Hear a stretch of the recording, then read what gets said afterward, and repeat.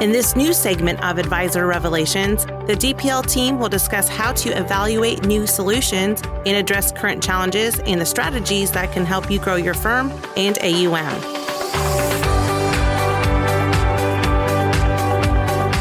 Welcome to the Advisor Revelations podcast. I'm Jackson Bradley, a regional vice president with DPL, and today we're going to be discussing misconceptions of annuities and specifically lifetime income. And joining us today is Willie Jones, who formerly a consultant at DPL Financial, now the sales desk manager here. Willie, first off, congrats on the new role and happy to have you on. I appreciate it. And thank you for having me. It's always a great conversation to share with our advisors and clients out there, let them know what's really going on. Yeah, absolutely. So before we start the discussion today, I just want to remind our listeners to subscribe to the Advisor Revelations podcast on your preferred streaming platform, Spotify, YouTube. I think we're on most, if not all of them. But to go ahead and get into it, Willie, so our listeners have a better understanding of your role, I guess, could you talk a little bit about your role as a consultant at DPL and maybe shed a little light on, your new role as well?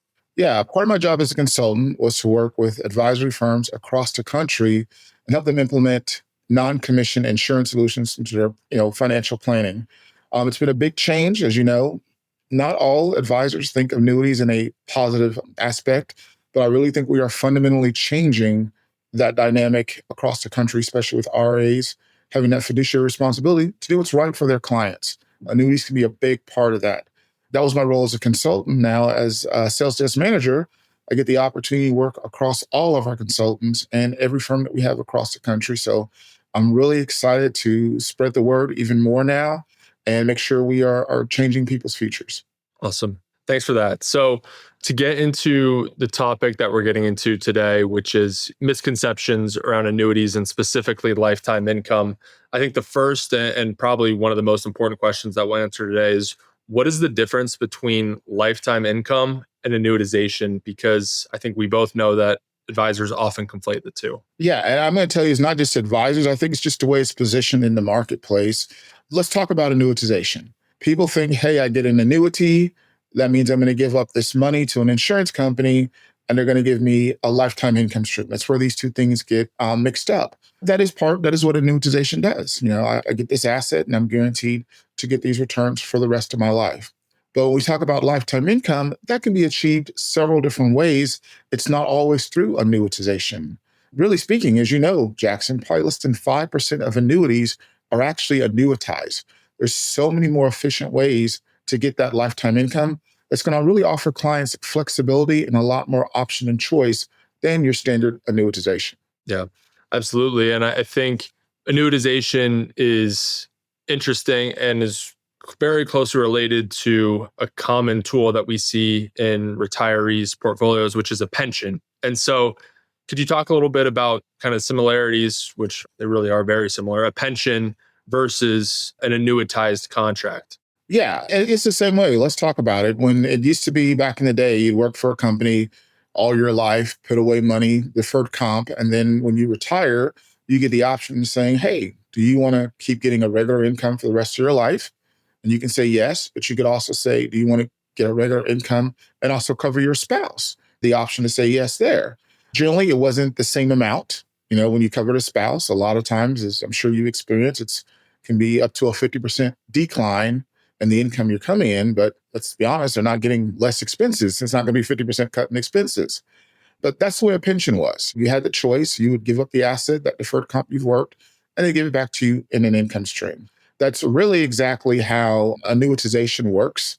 Kind of similar way, except you're switching the responsibility onus from a company, the company you might have worked for, to an insurance company who's going to have a lot more assets generally than the company that you work for. So there's a lot more safety generally in annuitization than just working for one company that might or might not be there in 30 or 50 years. So if you are going to do it, it is better to go through annuitization through an insurance company that's been around for up to 100 years. Now, the big difference, let's be honest, pensions are really going away. They're tough to come by for a lot of people. So part of the thing we help to do talking to advisors is create your clients their own personal pension.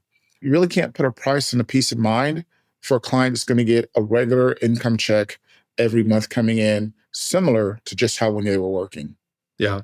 Absolutely. I think pension replacement has really been kind of a pillar for us as of late in the rate environment that we've seen. High rate environment leads to high withdrawal rates on these lifetime income riders. So have you had any success? An advisor sends a pension statement of a client and they say, "Hey, Willie, which option should we choose?" And, down at the bottom, there's probably a lump sum option too. Have you had any experience using that lump sum and trying to refi over here? Yeah, I mean, that's the best thing an advisor can do because it's going to create two wins. I don't know about you, but I have not seen many situations where we weren't able to do better for the client by taking that and getting an income rider versus a pension. And the biggest thing about it is that we could also take that money and cover two lives with not nearly the decrease in payments as if they tried to do it as a pop-up, when one person passes away, like, drop down to 50%. So the overall income for the family was so much better than just taking a pension and taking that lump sum and investing it and getting them some type of lifetime income that way. But as we said, we still don't want to do annuitization because that's part of the biggest problem. People don't want to give up that asset just for that income stream. Like Jackson, what if they die prematurely? That's a question I get all the time. Not giving this money up or taking this pension, who gets it then? Well, we don't want the insurance company to get it. We don't want your company to get it. We want it to stay within your family. So if something happens prematurely, there's so many other effective ways to utilize annuities to get that income for that client. Yeah, for sure. And I think it's an interesting place for a financial advisor because I don't know what it is, but advisors seem to kind of lean away from pensions often because they don't really know how to interact with them or, what option to choose of the ones that the employer offers.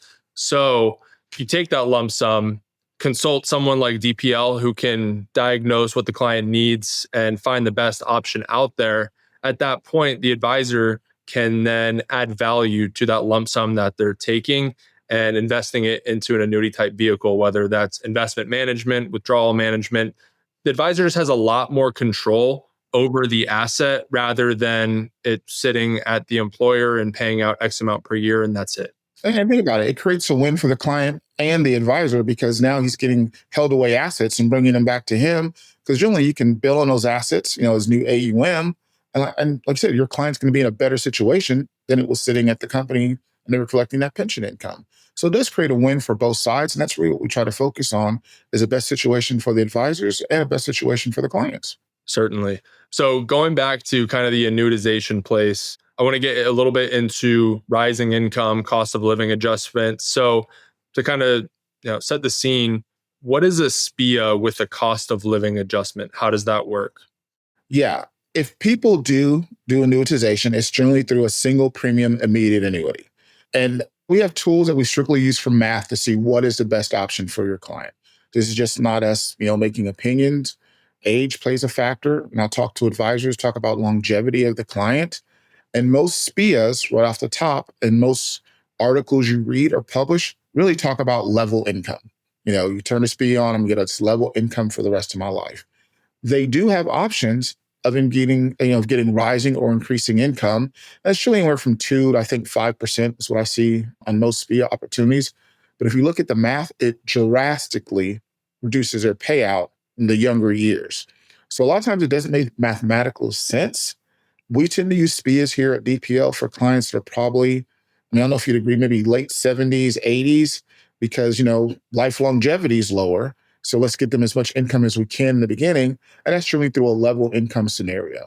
But if you're looking at the standard retiree that's saying, hey, it's 60, you're working with the client, we're getting into those crucial 5 years before retirement, and they're thinking, hey, I want to do something and we can't have that sequence of return risk derail what I want to do, let's say at 65, that's where an annuity with an income rider is going to play a great role in it because you can start them off with the income at 65. And also, like we said, give them that COLA or that rising income as they're aging. Because no matter what we think, as we get older, things are going to get more expensive that I'm going to need in every day. And it's, at least with the advisors I talk to, healthcare is a big fear for a lot of clients. Well, as I'm getting older, I'm getting more money. It's not just a level income. It's coming in. It can help offset some of those expenses if that happens. Yeah. And I think that's kind of an objection that I get here and there from advisors. The ones that use SPIAs specifically, they'll say, well, we do SPIAs with a cost of living adjustment. How are you going to account for that in this lifetime income rider type product. So what we've seen have a lot of success in the marketplace lately is rising income, really market return driven increases in income. So could you talk a little bit more about the mechanics of that and how we've seen success? Yeah, most SPIAs, before you do it, it's a guaranteed contract for life. So think about that. For advisors, you guys, it's going to be automatically very conservative. The insurance company's not going to do anything that puts them in danger. So when they do the math, the internal rate of returns are going to be really low because they're guaranteeing, hey, this client's going to go up by 2% every year. What we like about it, at least on the products that we have on our platform, is that the returns can be maybe, I don't know if the word unpredictable is right, but you have an opportunity of a range generally to go anywhere from 1 to 4, maybe even sometimes 5%, depending on the annuity you get in your rising income. Now, it's not a guarantee every year, but you as the advisor, you're monitoring your client's investments. If you pick the right investments and the returns come in and the market's up by 5% on the investments you pick, well, your client's income goes up 5%. And guess what? Once it goes up, it can never go back. So that's a big motivator for a lot of people. What I found is when I use rising income, the target is generally between 3 and 5% year over year, with some guaranteeing 4% for at least 7 years. And you know, when your client starts income now, it's going to be worth 28% more in 7 years. There's all kinds of caveats. We can help advisors find the right solution for your clients. Yeah. And I think going off of that, the 1 to 5% range, market driven income increases, it's important to know that when the account value goes to zero, the client is still eligible for those increases. We're still tracking that index or fixed rate, whatever it may be. They can still get income increases once the cash is actually gone out of the account. So I'm sure an advisor would love to see the ROI on an asset with no cash in it left that's still increasing from a distribution standpoint. And that's why I tell everybody, when you talk to advisors about it, I was like, let's be honest, annuity works in the beginning. It's just a return of what the client put in as an investment. The ROI doesn't explode until they live past that age. And that's why it's a longevity hedge. Once they live past that age and I'm getting rising income, that is just huge. And you look like a superstar as an advisor that you set them up for this 25, 30, 35 years of income. And I'm just getting raises every year and I'm doing the things that I want to do and enjoying life and having the peace of mind, because you also don't have to manage that asset and peel it off the portfolio to pay them. The insurance company is taking that off your plate as the advisor, so you can relax and get them to do the fun things they want to do, maybe think about legacy planning and things they want to leave because all their basic necessities have been taken care of by the insurance company. Yeah. Another objection that I get often that I'm sure you've gotten the same is the presence of surrender schedules in some of our income products. In the commission-free world, we talk a lot about increased liquidity and lower fees, but that doesn't take away from the fact that from the insurance carrier standpoint, some of them have to have surrender schedules on these products in order to properly hedge them. So how do you navigate that conversation with an advisor that doesn't want to lock up money, but they do want an income stream? Well, number one, this is what I'll say. These are not the same old annuities that were out there before on the commission side. I think when you're looking for good income on the commission side, the minimum lockup's probably 10 years. I've seen some as much as 15 years on a lockup. Well, a lot can change for a client during that time, deciding, hey, when do I want to take income and how much income do I want to take? When you work with annuities on our platform, the longest you'll probably ever see is a 7-year surrender schedule, yet the surrender charges are all in the single digits. So it's also very low if you need to change your mind. But the one thing I will say, Jackson, that I do when we're doing planning with an advisor is this really what you're trying to accomplish for the client? Let's talk about goals. If this is for income, generally income is taken in the 5 to 7 years. So why would you worry about a surrender schedule? You've taken this out of your bond allocation, move this over for guaranteed income. You still have part of that bond allocation left, plus you have all the equity allocation to grow their investment portfolio, knowing that you've set in place something safe for them. Now, if income is not the concern or you're not sure about it, think about it, Jackson. We have lots of products that can still offer safety and protection that are fully liquid and principal protected. Yeah, 100%. There's always a pivot to something else to better fit the client needs, because to your point, it's not always going to be the best solution for an income annuity with a surrender schedule. Maybe when I go something more liquid with a lower payout rate, maybe they don't need guaranteed income at all. But yeah, We have, I think, over 60 products on our platform. There's a solution for virtually any client situation. That's exactly what we say. We're here to help and make sure you're staying on task and on goal. And the biggest thing is really figuring out what those goals are, and we can find the solutions that are going to fit and help your clients. Yeah. One last topic that I wanted to cover that relates to lifetime income that I've had success with is taking lifetime income. Let's say we do have these high payout rates right now. We can take lifetime income with qualified dollars and actually fulfill some of the RMDs that would normally be taken out of the client's investment portfolio. And you don't have to worry about taking such a high distribution because it's guaranteed. Have you seen any success with that sort of idea? Oh, yeah. I talk about that twofold. Number one, a lot of times a client's biggest asset could be a 401k or when they rolled over to an IRA. And people are under the impression that I can only use that for me, if I was the earning spouse or however in the relationship. But that's not true either. You can turn that IRA money basically into a joint IRA payout for you and your spouse for the rest of your life, and nothing changes. And to your point, the benefit in doing that is, as I'm getting that increasing income, that means I'm going to have to take less out of the other part of the portfolio that's deferred comp, because when you pay RMDs, it's looked across all of your qualified products. So that income that you're getting annually from that annuity counts as a disbursement that you're going to pay taxes on. So it's going to lower your RMD threshold on maybe your equity investments or however else you're deciding to grow your funds. So that's really big. And I think a lot of advisors really don't know about taking an IRA and really turning into a joint IRA type pension for two people. And that is a great opportunity, because I've done several of those where, even because where rates are now, they've had another income product. Maybe someone was sold to them back in the past and they started to take income. With the way things are right now, like you said, Jackson, let us revisit that. Let us run that through our tools to see if we can put them in a better place. I think both of us have been able to do that for clients, and they were shocked that they can take that exact same investment, nothing changes for them, and get way more income. Yeah, 100%. And the way we've been building out our tech platform, we've made it very accessible for advisors that are more self-sufficient and want to do it themselves. They can log on to the DPL website, use the tools, and they don't even have to contact someone. If they don't want to, reach out and have a phone call, they can put in the info in a minute and get the results right away, then reach out if they want to proceed with next steps. But think about it. That lifetime statement, you bring on a new client and you want to review that annuity and they have a statement, you can visit our tools and drop that statement right in, say what the client's goals are. Maybe it's income now, maybe it's income in 3 years, and it's going to spit a solution out to you. And then you can go ahead and, while the client's there, hit apply now and get your client set so there's less visits going through there, and you can get them processed even faster. We are fundamentally, what I tell advisors, changing the insurance industry. It's the last bastion of commission solutions, but let's be honest, that's not what the future is going to look like. Yeah, 100%. It's definitely a movement that's exciting to be a part of. And so with that, I want to ask for any closing remarks before we get out of here. Oh, yeah.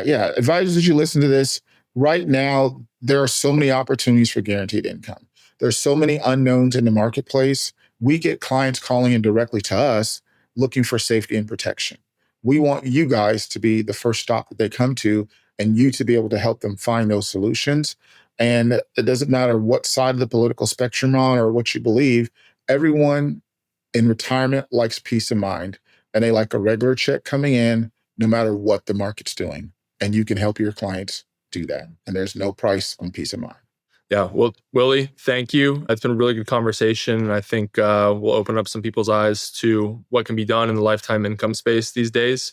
I want to remind everyone to make sure to like and subscribe to the podcast on your preferred streaming platform, and visit us at www.dplfp.com, where you can find your consultant and have a conversation with us today. Thanks. No problem.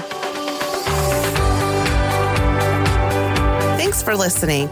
To hear more Advisor Revelations, go to dplfp.com and subscribe on your favorite podcast streaming app.